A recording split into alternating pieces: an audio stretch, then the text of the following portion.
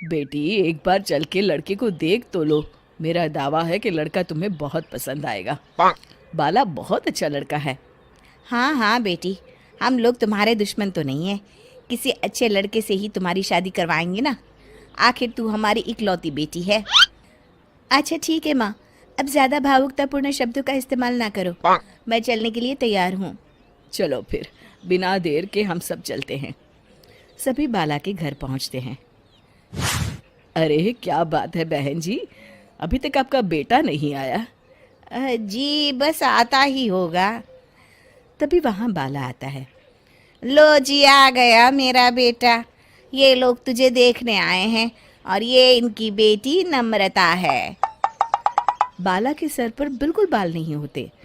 ये देख नम्रता और उसके परिवार वालों की आंखें फटी की फटी रह जाती है। ये तो टकला है। हे भगवान, माँ पिताजी, आप दोनों एक टकले से मेरी शादी करवाने वाले थे। अरे ये तो पूरा उजड़ा चमन है। देखो बेटी, इस तरह किसी का मजाक उड़ाना गलत है। किसी के बारे में इस तरह की बातें नहीं करते। बालों का क्या है, वो तो आते जाते रहते हैं। लड़का टकला है तो क्या हुआ, इंजीनियर है, अच्छा खासा कमाता है। आप चुप रहिए जी। इसकी तरफदारी इसलिए कर रहे हैं क्योंकि आपके भी सर पर बाल नहीं है। मैंने तो आपसे शादी कर ली, मगर मैं अपनी बेटी की शादी एक टकले से बिल्कुल नहीं करवाऊंगी। अरे ये क्या, कब से आप लोगों ने टकला टकला लगा रखा है? और माफ करना, तुम भी कोई हूर की परी नहीं हो। तुम लोग मेरे घर में आकर मेरी ही बेइज्जती कर रहे हो। निकल जाओ यहाँ से। हाँ हाँ तो जा रहे हैं ना, हमें भी यहाँ रुकने का कोई शौक नहीं है। नम्रता और उसके परिवार वाले उठकर वहां से जाने लगते हैं। तभी नम्रता का छोटा भाई जाते जाते कहता है, टकला। तेरा बाप टकला। और इस तरह बाला का रिश्ता टूट जाता है। फिर एक दिन सड़क के किनारे एक आदमी घूम घूम कर कंधी बेच रहा होता है। कंधी ले लो, कंधी, एक से बढ़िया एक कंघी ले लो, नए जमाने की कंघी ले लो। अरे भाई ये ले लो। घूमते घूमते वो बाला के पास पहुंच जाता है।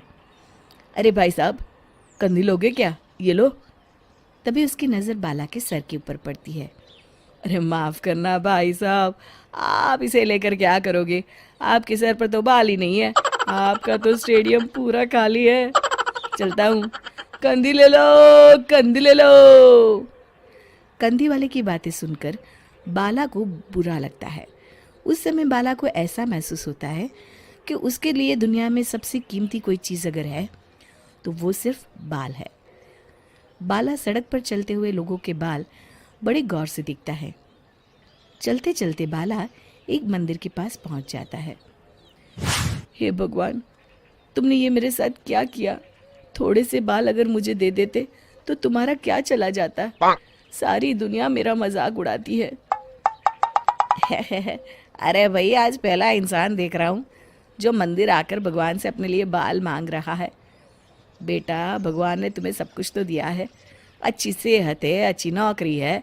लगता है तुम्हारी तबीयत ठीक नहीं है। घर जाओ, सब ठीक हो जाएगा। बाला वहाँ से चला जाता है। घर पहुंचकर बाला खाना खाता है और अपने कमरे में सोने के लिए चला जाता है। फिर सुबह जब बाला सोकर उठता है तो आईने के सामने अपने आप को देखकर हैरान हो जाता है। बाला के सर पर एकदम घने बाल आ जाते हैं। बाला खुशी से झूम उठता है। अरे ये तो चमत्कार हो गया, मेरे सर पर बाल आ गए। लेकिन ये हुआ कैसे? दोस्तों, अगर आप इस कहानी का दूसरा भाग देखना चाहते हैं तो हमें कमेंट करके ज़रूर बताएं।